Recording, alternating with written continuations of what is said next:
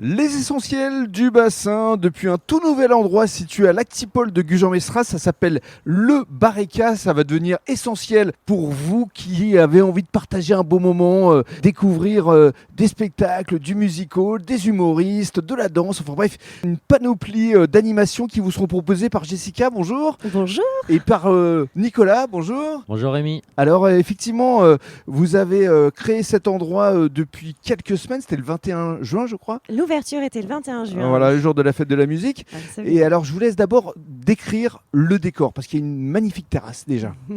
Alors oui, on a une très très belle terrasse végétalisée. On a fait appel à un super paysagiste, Gary, qui nous a rendu vraiment cette terrasse très agréable, fleurie et bien verte, avec une petite scène de 12 mètres carrés. Oui, elle est quand même sympathique pour permettre à des troupes de danse de se produire, à des humoristes, parce que c'est là où le Bareka va avoir la baraka, c'est le cas de le dire, c'est que vous allez proposer tout un tas d'animations. Absolument. Bareka, c'est un anagramme de cabaret. Donc on part sur la définition initiale du cabaret, qui est un endroit où on peut boire un coup, manger et profiter d'un beau divertissement.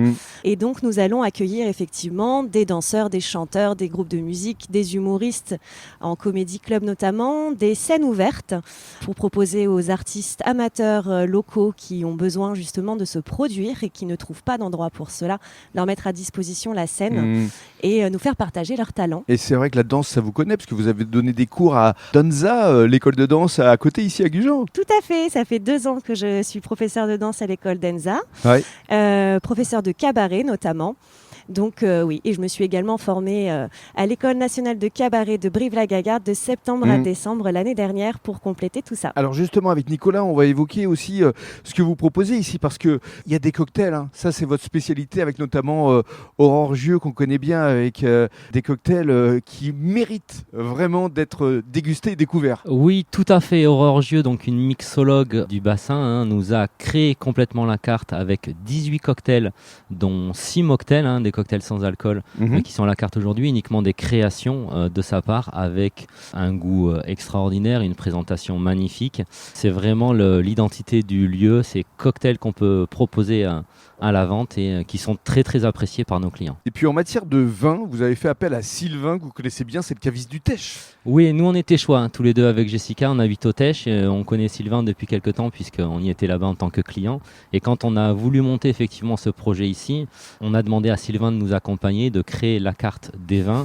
Aujourd'hui, on a une 30aine de vins à la carte. Qui est magnifique, j'ai regardé, c'est très accessible. Et, ah oui, vraiment. Effectivement, alors il y a des vins un petit peu connus, des noms effectivement qui sonnent pour des gens, mais il y a aussi beaucoup de découvertes. C'est un peu le principe que voulait mettre Sylvain ici, faire découvrir de nouveaux vins aux gens, des vins très qualitatifs bien évidemment, à des prix raisonnables. C'est ça. Et on est vraiment sur la découverte sur l'ensemble de nos produits de toute façon, et même des shows artistiques dont parlait Jessica tout à l'heure. Et puis évoquons les pinchos, parce qu'effectivement, ça aussi c'est un plus produit. Vous avez fait appel à Mazette Bordeaux. Mazette Bordeaux, donc c'est le champion de France 2024 des planches apératives.